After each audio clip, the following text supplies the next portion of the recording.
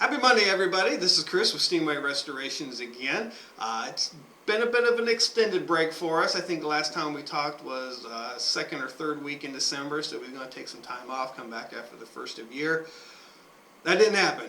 We're in the second week of February, and what can I say? We have been extremely busy. Of course, I think you're all aware of the extended rainfall that we had at the end of December, near or right at record flooding in many area rivers, and of course that affected a lot of people in our service area. Unfortunately, we were able to help dozens of affected families and individuals through this loss and this time of crisis. It's always nice to be able to help out when something bad like this happens. A lot of these projects, unfortunately, are still ongoing. We're 5-6 weeks out from the storm because of the damage was so significant. So we look forward to wrapping up those projects. Only made possible by some of the greatest technicians in the whole wide world. Special thanks to Brian, Rhett, Chris, Chuck, Scott, our new project manager, Mark. These guys were rock stars through that couple weeks. They worked tirelessly to help people out. If they helped you out during this time, or even in a loss, an emergency, in a time before, I encourage you to jump on here and tell them how much you appreciate them. They are the backbone of what we do here at Steamway, and we couldn't do it without them. And we know certainly there's a lot of people that are very appreciative of the things they did here in the last month. That brings me to what I want to talk to you about today, and that is what to do if you have a water intrusion. And we're doing this now because we always learn things after a catastrophic event. What we learned after this event was if you have a normal water intrusion, you have a water damage, you had a pipe burst, or you had a sump pump failure, answers are usually pretty easy to get in normal circumstances. You can call a restoration company like us. You can call your insurance agent. What we find in a catastrophic situation like we just had with the extensive flooding is some of those resources aren't available because everybody is busy, so people are left asking what to do. So we wanted to tell you a little bit of things you can do if you experience a water intrusion. First and foremost, be safe. Water and electricity, of course, do not mix. So always be mindful of that. Be very careful of that. Generally, a wet surface can be a slippery surface. We'd hate for you to have a slip and fall and add insult to injury with something like that happen.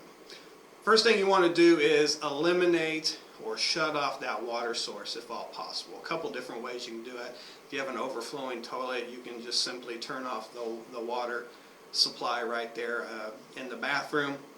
A lot of times a home will have a main water shut-off coming into the home where it shuts off all the water in the entire property. You can do that. Sometimes you might have to go out to the street where the utilities actually tie into your home and turn it off out there.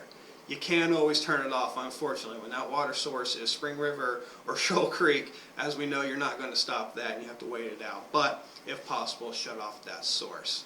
You want to protect your contents as much as possible, just common sense stuff. If you can pick it up and move it and get it off the floor and get it out of the effective area, it's going to be much better for it. You want to protect your furniture if possible. Get that stuff off the floor, off the soggy carpets, or out of standing water if it's that extreme. We use a dense styrofoam to get those things up out of the carpet and set it on. If you don't have access to something like that, get some sandwich baggies and put the feet of your furniture in there. You want to protect those, especially if they're wood or metal or anything like that. Get the drapes up off the floor. If you can't suspend them off the floor, put them into a trash bag. Anything to protect them from the standing water. If you want to pump out the water and you have access to a pump or a shop vac, you can start that process. Just keep in mind that even if you do, you're still going to need professional extraction. You can spend as much time as you want with the shop vac, but a professional is still going to be able to come in there and pump out a large amount of water. Last thing, have a conversation with your insurance agent. I didn't say call in a claim, I said have a conversation with your insurance agent.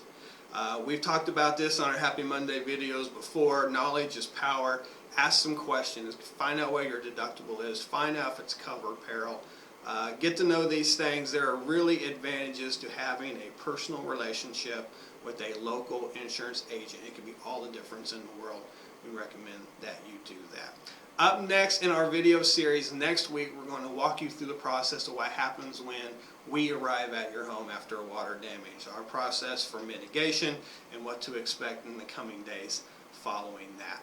Before we get out of here, I want to say that we are very honored and very proud to be a finalist in the cleaning category in the Joplin Globe's Favorites of the Four States series.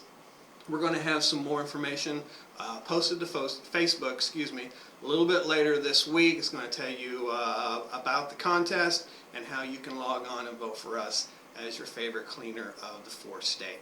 Finally, I don't think we're done or quite done with Old Man Winter yet, but spring is right around the corner. Keep an eye on Facebook here. We're going to have a lot of cool contests and giveaways and different things in the spring as we start looking to the spring cleaning season. And okay, this is for real, the last thing. Insurance agents, if you're watching today, we are going to start our 1-hour continuing education lunch and learns where we bring continuing education to your office. We're going to kick that off this spring, so I'll be around to each one of you to discuss that and start taking reservations for that. We look forward to talking to you guys again next week. Thanks for putting up with about a 7-minute video. It's probably a little bit longer than it needs to be. We appreciate it. We look forward to talking to you next time.